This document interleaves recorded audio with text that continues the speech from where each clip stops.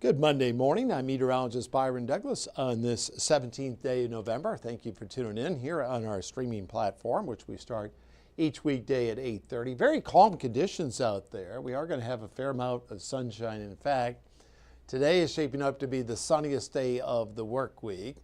And let's take a look at Doppler radar. We'll take this full. And if you want to hop on and say good morning, we do appreciate that. We've got some showers up through northern stretches of Missouri. A few light showers down through Arkansas, and then we got some snow up into Pennsylvania. Get up towards Scranton and some of those locations. And let's run down some of our temps. They look like this. We bottomed out. We got down to 30 this morning. Evansville is currently at Sumner. Good morning to you, Summer. 38 in Hendo, 37 in Greenville, and we have 40 in Mount Carmel. Dundee dropped to 29 this morning. You guys have recovered there. Currently in Dundee in Ohio County at 37, and then out towards Layton in those locations. All right, here are some of the trends. We're going to go out. This will take us to the end of the month. Now, as we go into Thanksgiving right now, just maybe a few degrees above average, but that's still a ways away. But the trend is out west, it's going to be colder than average, and generally out east of the Missouri and Mississippi rivers will be above normal, but I would expect a pattern change as we move into December, still a ways away as we kick off meteorological winter. And the trend is, now generally all the precipitation this week is rain. 1 week ago we were tracking some snow at this time. So above average precipitation wise generally through the end of the month. Let's take a look at what we had over the weekend. We had 77. The record high was 80 set in 1955. We were underneath that. On Friday, we were close. That record was 77 degrees, and we were just below that. 63 on Sunday. We'll fill in generally the upper 60s, upper 50s to near 60s we go to the afternoon. And generally, it's been very light precipitation-wise this month, but we had that third of an inch of snow. So as we go hour by hour, we'll take this full. We'll have a fair amount of sunshine throughout the day, just a few clouds, 56 here at 1, and then trading into the upper 50s, and then we'll have more in the way of clouds as we go through tonight. And the winds will be fairly quiet out of the southeast. So as we go forward into the afternoon, we'll have a fair amount of sunshine, just showing a few cirrus clouds. I don't think I showed the cloud chart here. But these clouds will be up to 25 to 30,000 feet. And clouds will roll in tonight. Tomorrow we'll be dealing with some showers, a few scattered thunderstorms. The overall severe weather threats are low. Right now we're in a general risk. There's a case we could be bumped up to a level 1 threat, but right now only some small pea to marble size hail with these storms. And you can get some brief gusty winds. And this takes us into Tuesday afternoon, and then another round. If there's enough energy to get another round as we go into Tuesday late afternoon into Tuesday night with some showers and storms. Right now we have a general risk. I'm glad I included this. Generally, you can have winds at 20 to 30. Now, we had a few cases this year where we've had a few severe thunderstorm warnings within a general risk. Doesn't happen very often. And the rainfall guidance is up. This takes us through Tuesday. There's the potential for a half up to 1 inch of rain, showing lesser amounts right now across western Kentucky, but pretty much the entire viewing area will be seeing rain. This takes us through Tuesday night. And then rain in the forecast. You're going to have to keep the umbrella in the starting lineup this week for Thursday and then into Friday. I'm using the medium range European model here, but pretty much anyone you pick going long, showing some rain in here. And then most of the showers will conclude on Saturday morning. And then as we go to the afternoon, we'll dry out. So there's the 7-day, which I'll take full. That bodes well for the Owensboro Christmas Parade on Saturday. We're looking forward to that. That's at 4:30 Saturday. And then the Evansville Christmas Parade, I believe it's about 2:30 at Evansville. Hopefully I have those times right. But we're looking forward to having the Interceptor out there. And then the Henderson Christmas Parade coming up in December. So there's the 7-day. Hope everyone had a super weekend and having a great start to your week. Cheyenne, good morning to you. Thanks for tuning in.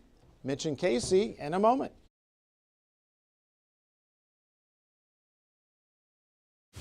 Stay informed on your local news and weather throughout the day by watching the 14 First Alert streaming shows. At 8:30 a.m., get your First Alert forecast to plan the day ahead and catch up on the news that happened overnight with the 14 News Sunrise team. In the afternoon, get the latest headlines, forecasts, and a preview of the stories we're working on with the 14 First Alert streaming show at 2:30. And get an in-depth look at the 14 First Alert forecast so you're ready for the next big thing with the 14 First Alert weather show at 9 p.m. Watch the 14 First Alert streaming show that fits your schedule and works best for you. Streaming on your phone by downloading the 14 News app and the 14 First Alert weather app. On your smart TV by using the 14 News streaming app. And stream anytime on Facebook, YouTube, or on 14news.com.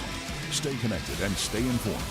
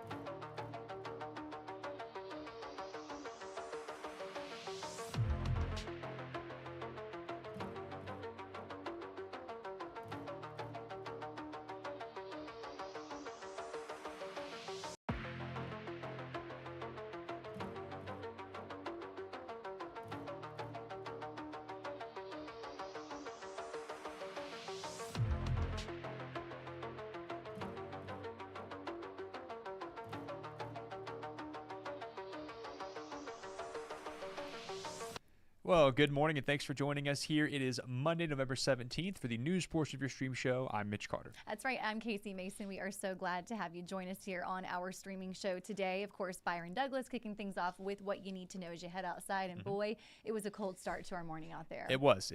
But, things are kind of staying normal-ish, 50s, 60s, not too terribly. Not going to be super snowy or anything yet, which is good news for our November. Yes. But we'll take that for sure. Wait for that for sure. Yes. Of course, you guys know the drill. We're going to kind of recap some of our top headlines from 14 News Sunrise this morning. If you weren't able to catch us live on air, we're going to kind of go over some things that we feel like are important for you to know as you head out the door today, get your day started.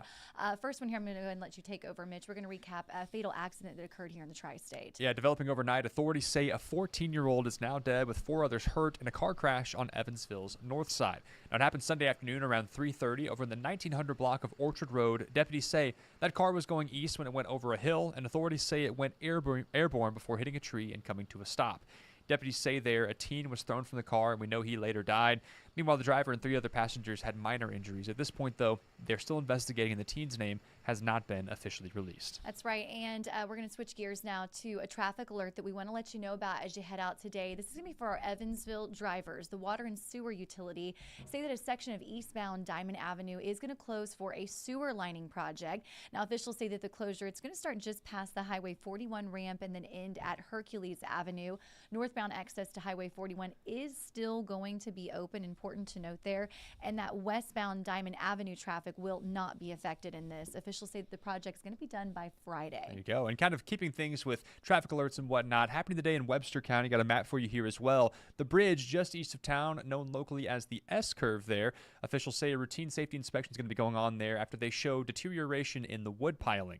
Crews out there will be installing some stronger cables and concrete to preserve the structure, and that closure will last up to 2 months. Important note here, though, for those who drive through that area, officials say there's going to be no official marked detour there. So just keep an eye out if you go around that locally known S-curve. That's right. And next story here, big heads up for you parents out there. Listen up if you have a little one.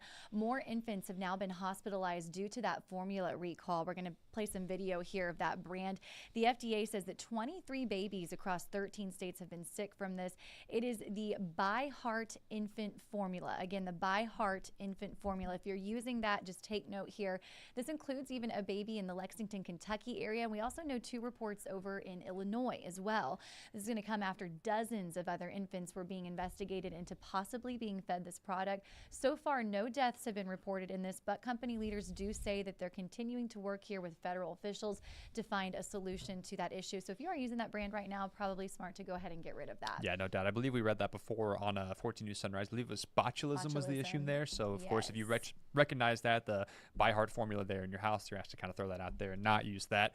And shifting gears now to a more a positive note here to wrap things up. Registration is now open for a free training program to help runners out there prep for the 2026 Kentucky Derby Festival Marathons. And what a time it is to What maybe a start time. getting those fitness goals in before the new year. That's right, hits. that's Get a- right. Get a leap start. Get on them it. early. Well, KDF and Norton Sports Health are teaming up again here to help runners prepare for the 2026 Humana Mini Marathon and Full Marathon.